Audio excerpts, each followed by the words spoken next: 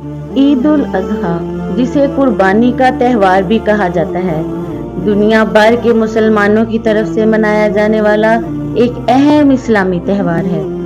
یہ حضرت ابراہیم علیہ السلام کی اپنے بیٹے کو خدا کی فرمانبرداری کے طور پر قربان کرنے کی رضامندی کا احترام کرتا ہے۔ اس سے پہلے کہ خدا نے اس کے بدلے میں ایک مہنڈا قربان کیا ہو۔ بہت سی احادیث عید الاضحیٰ کے معمولات اور اہمیت سے متعلق ہیں۔ چند متعلقہ احادیث یہ ہیں۔ نمبر 1، جانور کی قربانی۔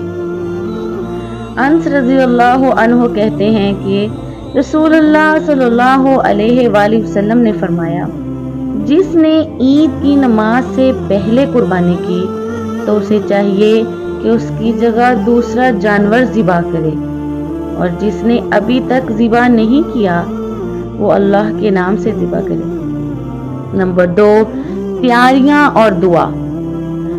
حضرت بلال رضی اللہ عنہ کہتے ہیں کہ میں نے رسول اللہ صلی اللہ علیہ وآلہ وسلم کو خطبہ دیتے ہوئے سنا، اس دن عید الاضحیٰ کے پہلے دن سب سے پہلا کام نماز پڑھنا ہے، اور واپسی کے بعد نماز سے ہم اپنی قربانی اللہ کے نام پر ذبح کرتے ہیں، اور جس نے ایسا کیا اس نے ہماری سنت کے مطابق عمل کیا۔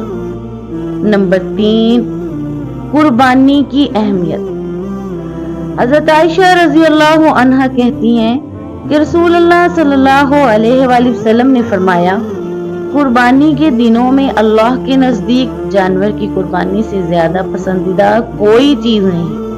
قربانی کا جانور قیامت کے دن اپنے سینگوں اور بالوں کے ساتھ آئے گا، اور کھروں کی قربانی اللہ کی طرف سے قبول ہوتی اس سے پہلے کہ خون زمین تک پہنچے۔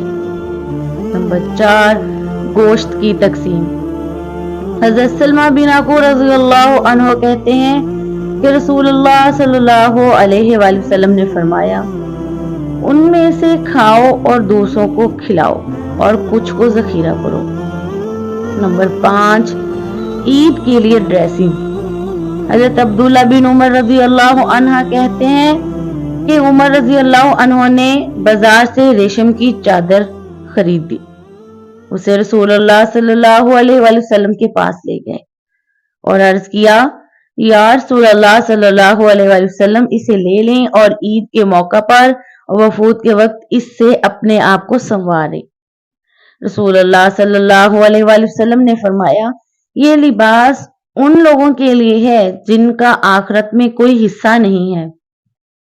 یہ احادیث عید الاضحیٰ کے ضروری پہلوؤں اور روایات پر روشنی ڈالتی ہے، جن میں نماز کی اہمیت، قربانی کا عمل، گوشت کی تقسیم اور جشن کی مجموعی روح شامل